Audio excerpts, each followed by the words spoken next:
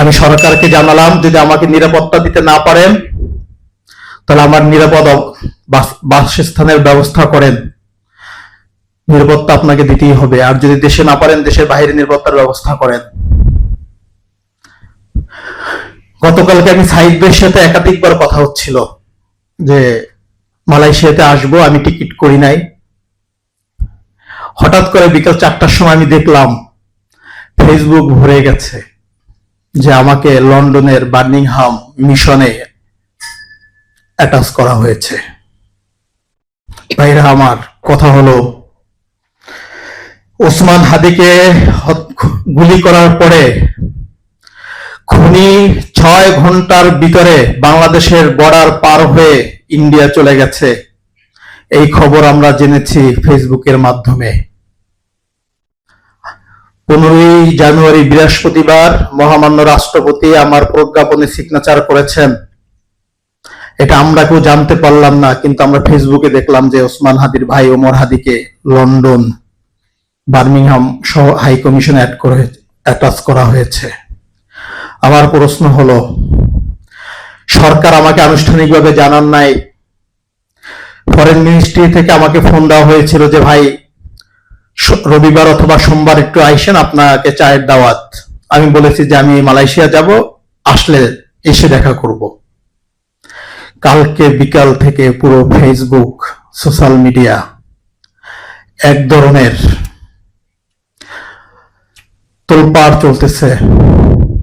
ঠিক ওসমান হাদিকে হত্যার আগে বাংলাদেশ বিরোধী অ্যাক্টিভিস্টরা যেরকম ওসমান হাদিকে হত্যাযোগ্য করার জন্য ওর বিরুদ্ধে ক্যাম্পিং শুরু করেছে, আমি ঠিক তাই দেখতে পাচ্ছি।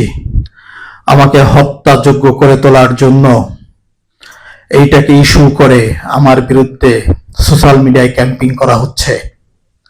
এর মানে হচ্ছে আমি যদি কালকে ঢাকায় ফিরি, আমাকে হত্যা করা হয়, তাহলে বলা হবে ভাই লাশ বিক্রি করে সে চাকরি করতে চেয়েছিল, এই জন্য তাকে হত্যা করা হয়েছে। আমার হত্যার ইস্যুটাকে ধামাচাপা দেওয়া হবে এই একটা কারণে। আমি সরকারের কাছে জানতে চাই,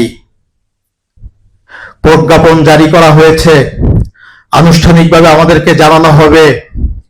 কিভাবে আনুষ্ঠানিকভাবে বিজ্ঞপ্তির আগে মন্ত্রণালয় থেকে দেশের বাহিরে অ্যাক্টিভিস্টদের হাতে যায়?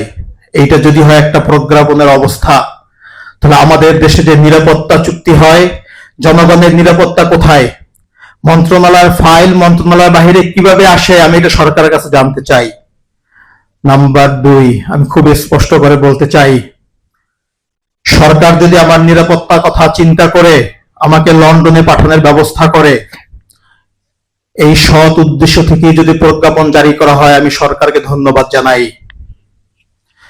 আর যদি সরকার ওসমান হাদি হত্যার বিচারকে অন্যদিকে নিয়ে যেতে চায়, হত্যার বিনিময়ে ভাইকে চাকরি দিয়ে জনগণকে বুঝ দিতে চায়, ইন্টেনশনালি যদি বাংলাদেশের জনগণের সাথে প্রতারণার আশ্রয় সরকার নিয়ে থাকে, আমি এর তীব্র নিন্দা জানাচ্ছি।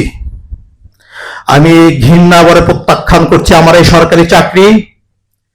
আর যদি সরকার আমার নিরাপত্তার কথা চিন্তা করে, তারা যদি মনে করে বাংলাদেশে আমার নিরাপত্তা দেওয়া সম্ভব হচ্ছে না, আমাকে তারা নিরাপত্তার জন্য দেশের বাহিরে নিয়ে যেতে চাচ্ছে, আমি আবারও সরকারকে ধন্যবাদ জানাচ্ছি। আমি আপনাদের মাধ্যমে সরকারকে জানাতে চাই, শুধু আমাকে নিরাপত্তা দিলেই হবে না, আপনারা ইনসাফের রাষ্ট্র কায়েম করেন, 18 কোটি জনগণের নিরাপত্তা কায়েম করেন।